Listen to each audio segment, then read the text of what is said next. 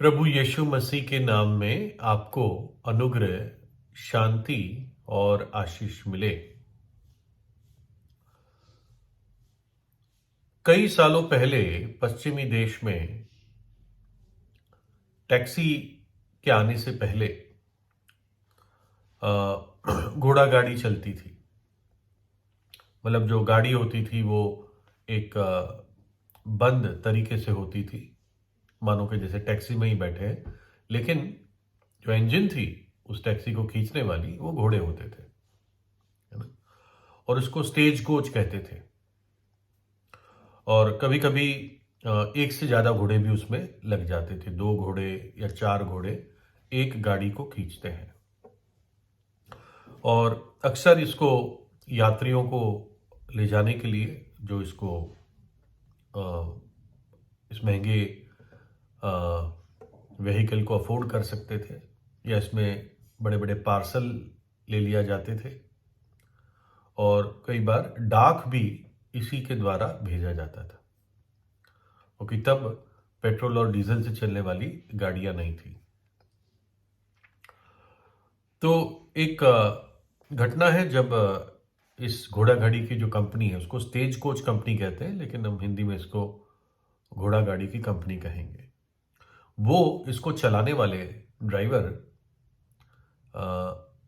को भर्ती करना चाह रहे थे, क्योंकि इनके पास कई सारे ऐसी घोड़े गाड़ियां थी और वो चाह रहे थे कि निपुण, अच्छे, एक्सपीरियंस्ड और समझदार ड्राइवर इनको चलाए।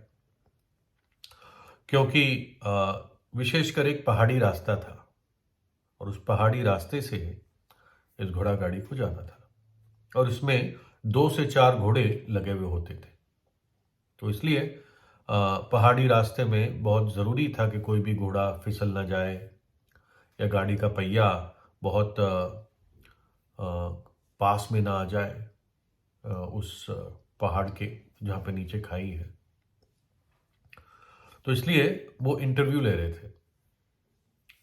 तो जो मैनेजर था वो उसने पहले व्यक्ति को बुलाया और उसका इंटरव्यू चल रहा था। तो बात बात में फिर उस मैनेजर ने पूछा कि जब आप पहाड़ पे इस टीम को ले जाएंगे, उसको टीम कहते थे, गाड़ी, घोड़ा और अगर कोई साथ में बैठा भी है तो ड्राइवर के अलावा, कि जब तुम पहाड़ पे जाओगे टीम को लेके, तो जहां पर खाई दिखती है, जो पहाड़ का रास्ते का किनारा होता है जिसके नीचे बहुत गहरी खाई होती है, आप उसके कितने करीब अपनी गाड़ी को चलाओगे,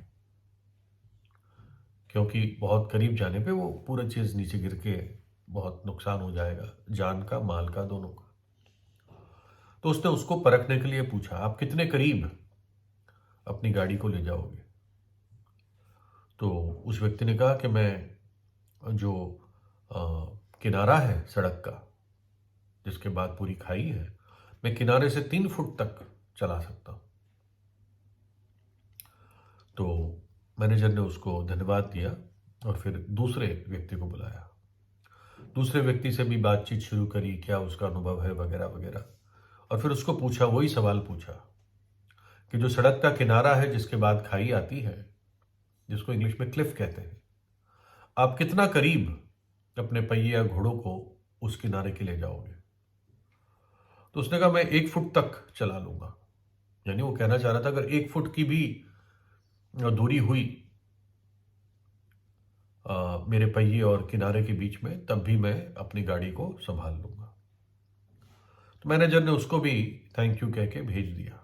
फिर तीसरा व्यक्ति आया और उसको भी पूछा, तू कितना किनारे से अपने गाड़ी को रखेगा, अपनी टीम को रखेगा। और उसने कहा, मैं जितना दूर रख सकता हूं किनारे से उतना अपनी गाड़ी को दूर रखूंगा। और उसको नौकरी मिल गई। उसने क्या समझा, उसने जाना कि वहां खतरा है और 1 फुट या 3 फुट की बहादुरी दिखाना मेरा काम नहीं है। वो खतरा है, जितना मैं दूर रह सकूं उस खतरनाक किनारे से, उस क्लिफ से, मुझे अपने आप को दूर रखना है। और यही बुद्धि है यही समझ है। बाइबल कहती है परमेश्वर का भय ये बुद्धि है और बुराई से दूर भागना ये समझ है। बाइबल हमें इसी प्रकार की प्रैक्टिकल लाइफ की, रोजमर्रा के जीवन की चेतावनियां देती है। नीति वचन में कई सारी ऐसी चेतावनियां हैं। नीति वचन 1:15 और 16 में लिखा है, तो हे मेरे पुत्र, तू उनके संग मार्ग में ना चलना, वरन उनकी डगर में पांव भी ना धरना, क्योंकि वे बुराई की करने को दौड़ते हैं और हत्या करने को फुर्ती करते हैं। परमेश्वर कहता है जवानों को विशेषकर कि ऐसे हिंसा से भरे हुए लोग, खूनी लोग, मारधाड़, तोड़फोड़, हत्या करने वाले लोगों से तू परे रहे, दूर रहे, उनके मार्ग में भी मत जाना। फिर 5 अध्याय और 8 आयत परमेश्वर का वचन कहता है, ऐसी स्त्री से दूर ही रहे और उसकी डेवड़ी के पास भी ना जाना। कैसी स्त्री है ये? और ये ऊपर 3 से 5 वचन में लिखा है, क्योंकि पराई स्त्री के होठों से मधु टपकता है और उसकी बातें तेल से भी अधिक चिकनी होती है, परंतु इसका परिणाम नागदोना सा कड़वा और दो धारी तलवार सा पैना होता है। उसके पांव मृत्यु की ओर बढ़ते हैं और उसके पग अधोलोक तक पहुंचते हैं।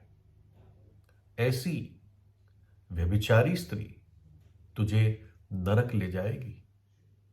वो कहता है तू दूर रहे उससे, उसकी डेवड़ी के पास भी ना जाना। अगर आज के दिन में कहे ऐसी वेबसाइट पे भी ना जाना। तो नीति वचन 6 अध्याय 26 से 29, क्योंकि वैश्यागमन के कारण मनुष्य टुकड़ों का भिखारी हो जाता है, परंतु व्यभिचारिणी अनमोल जीवन का आहेर कर लेती है, शिकार कर लेती है। क्या हो सकता है कि कोई अपनी छाती पर आग रख ले और उसके कपड़े ना जले? क्या हो सकता है कि कोई जलते अंगारे पर चले और उसके पांव ना झुलसे?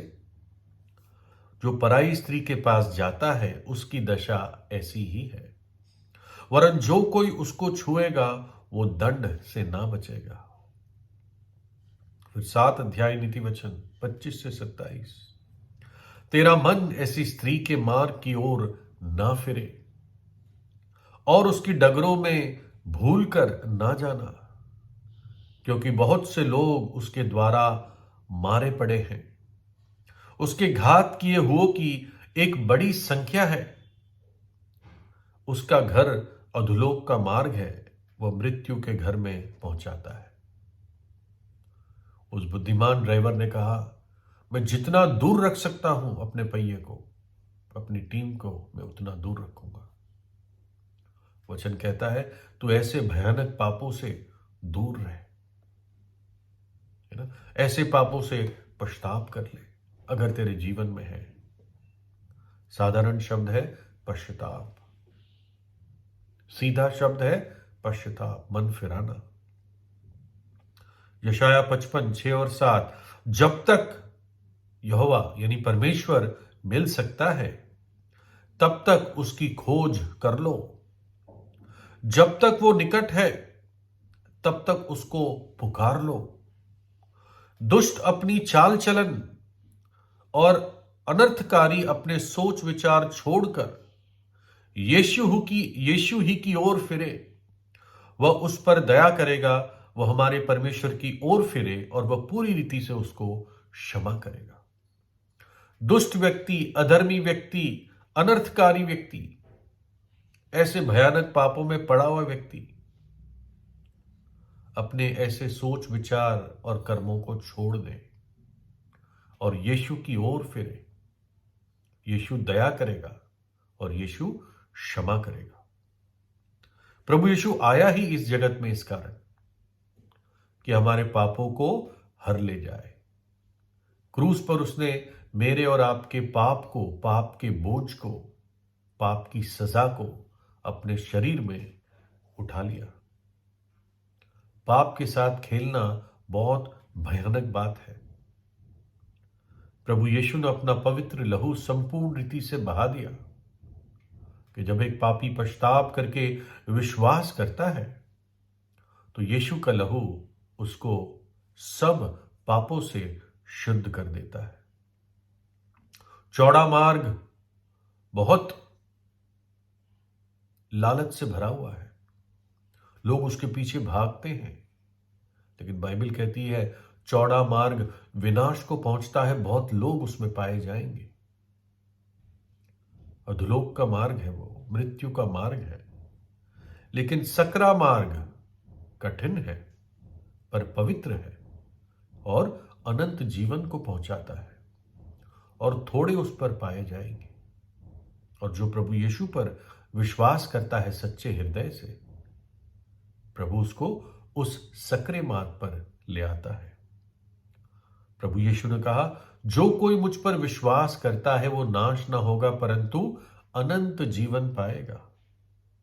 तो इसलिए उस पापी मार्ग से दूर भागो, पश्चाताप करो। 1 फुट या 3 फुट दूरी ना रखो, परंतु पूरी तौर से पश्चाताप करके प्रभु यीशु पर विश्वास करो, जो पाप क्षमा करता है और पाप ना करने की सामर्थ्य देता है अपने पवित्र आत्मा के द्वारा। प्रभु यीशु ही सच्चा शरण स्थान है और पापियों के लिए छिपने का स्थान है। तो प्रभु यीशु से प्रार्थना कीजिए। प्रभु यीशु आपको आशीष दे।